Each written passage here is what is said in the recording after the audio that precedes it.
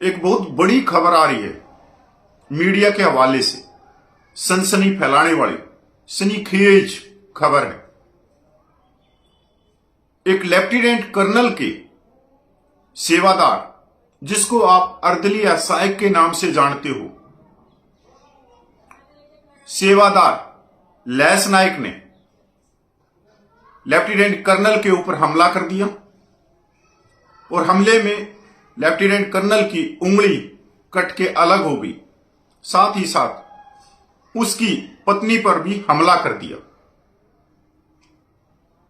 सनसनी फैलाने वाली खबर है, क्योंकि ये कहीं बाहर नहीं हुआ।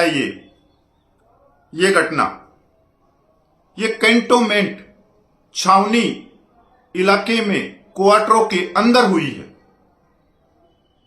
लेफ्टिनेंट कर्नल ने पुलिस को अपनी शिकायत दी है और उस शिकायत का हवाला देते हुए अमर उजाला ने खबर प्रकाशित की है।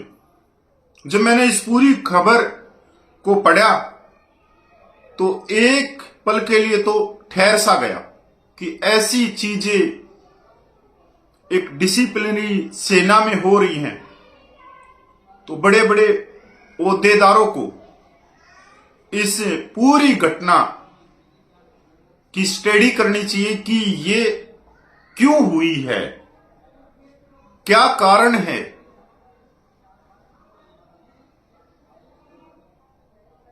साथियों, अमर उजाला ने जो लिखा है वो मैं आप लोगों को दिखाना भी चाहता हूं और मैं पढ़ के भी सुनाना चाहता हूं। लेफ्टिनेंट कर्नल व उनकी पत्नी पर हमला, लैस नायक गिरफ्तार। लेफ्टिनेंट कर्नल की एक उंगली कटकर हुई अलग, अस्पताल में उपचाराधीन। सैन्य क्षेत्र में लेफ्टिनेंट कर्नल और उनकी पत्नी पर उनके घर में काम करने वाले हेल्पर लैस नायक ने खुखरी से हमला कर दिया। दंपति ने शोर मचाया तो आरोपी ने खुखरी से कई वार किए। ऐसे हमले में सैन्य अफसर की छोटी उंगली कटकर अलग हो गई। दोनों को गंभीर अवस्था में सैन्य अस्पताल में भर्ती कराया गया। आसपास के क्वार्टरों में रहने वाले जवानों ने आरोपी को मौके पर ही काबू कर लिया। कैंट थाने की पुलिस ने लेफ्टिनेंट कर्नल की शिकायत पर हमलावर लैस नायक पर मामला दर्ज कर जांच शुरू कर दी है। शिकायतकर्ता लेफ्टिनेंट कर्नल ने बताया कि वह मध्य प्रदेश के मुरैना में रहने वाले हैं। वह सरकारी क्वार्टर में 12 वर्षीय बेटी और पत्नी के साथ रहते हैं। उनके घर पर हमलावर लैस नायक 3 माह से हेल्पर अदली सेवादार के पद पर कार्यरत था। मतलब इसमें कार्यरत आ रहा है।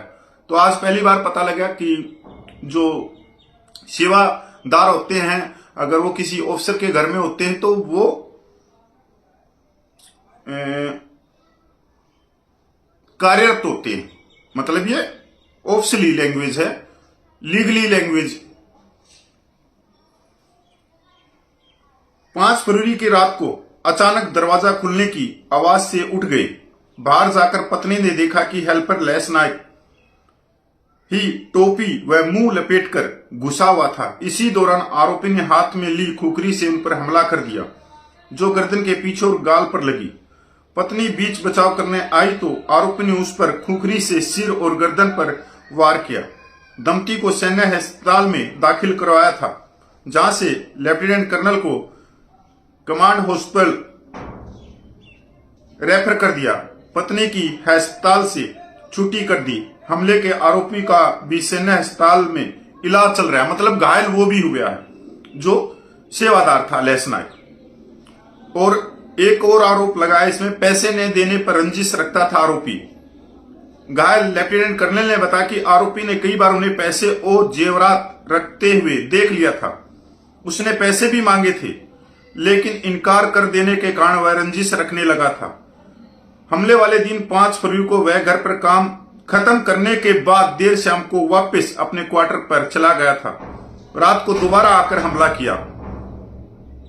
हमलावर लैस नायक पर मामला दर्ज कर लिया है। घायल होने के कारण आरोपी सेना अस्पताल में उपचाराधीन है। छुट्टी मिलते ही उसे गिरफ्तार कर लिया जाएगा।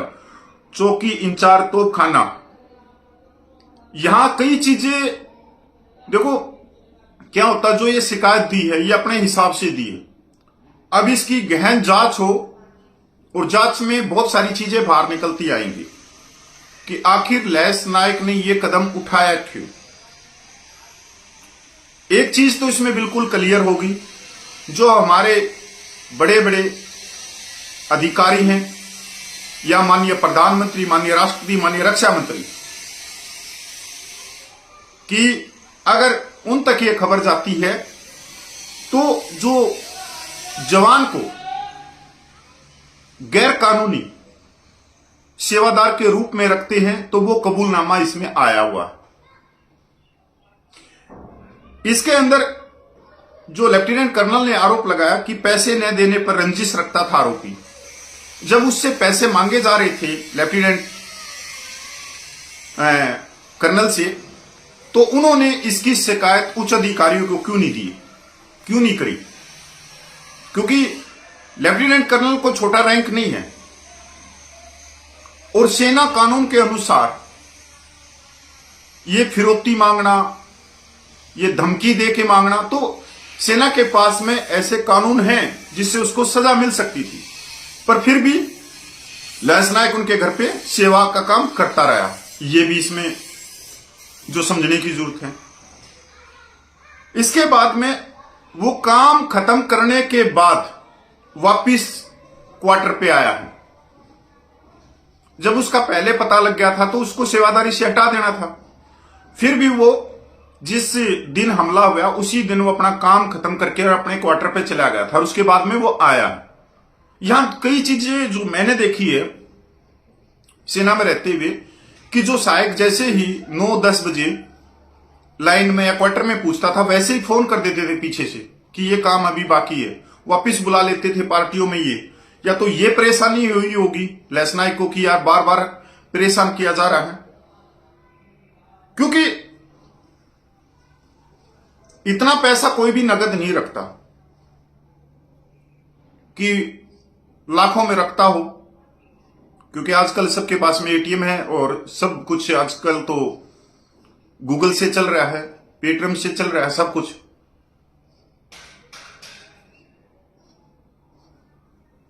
इसके अंदर एक बात और भी आ गई कि घायल वो भी हुआ है लैस नायक, जो सेवादारी का काम कर रहा था।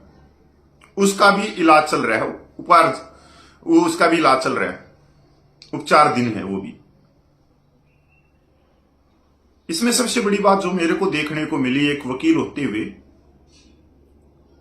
कि जब हमारी सेनाओं के पास में पर्याप्त कानून है, आर्मी एक्ट है, फिर इसकी रिपोर्ट सिविल के अंदर कैसे हुई? क्योंकि सर्विस पर्सन के लिए पर्याप्त कानून है, फिर भी इसकी रिपोर्ट जाके सिविल थाने में हुई।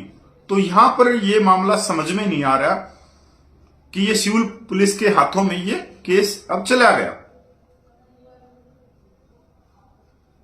अब बहुत सारी बातें क्या हैं वो लैस नायक ही बता सकता है, जो पुलिस को वो बयान देगा, पर वो बयान आप और हमारे पास नहीं पूछेंगे। अभी अभी एक जनरल साहब ने कहा था कि पैसों के लिए सेना में ना आए, देश सेवा के लिए आए।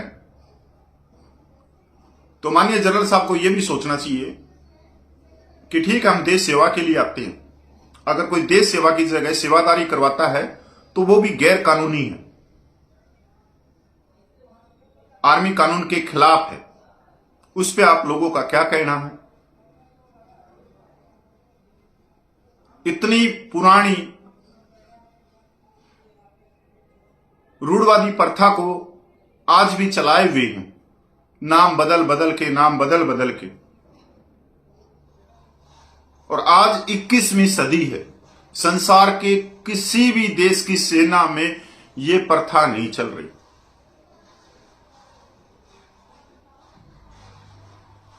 मतलब सारी देशभक्ति सिर्फ सिपाही को सिखानी है,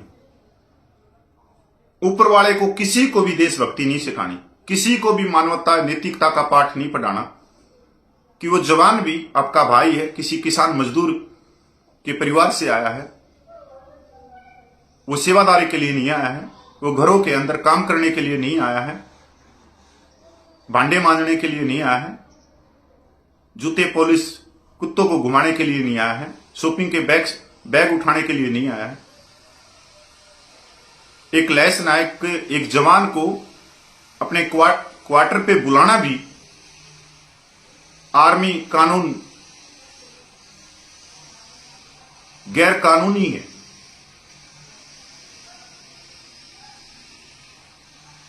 आर्मी एक्ट के अंतर्गत गैर कानूनी है, पर इसको कोई भी नहीं समझ रहा। सबको फ्री का नौकर चाहिए, सारी चीजें चाहिए, चाहे कुछ भी होता रहे, अपनी सुविधाओं से बिल्कुल भी समझौता नहीं करेंगे।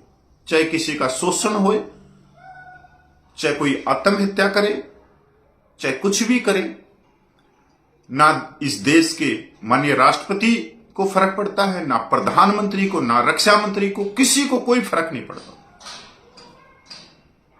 यहां तक संसद के अंदर, लोकसभा में, राज्यसभा में रक्षा मंत्री आंकड़े रखता है कि 5 साल में कितने जवानों ने आत्महत्या करी, 1 साल में कितनी करी, पर किसी के कान में चू भी नहीं होता इस देश में।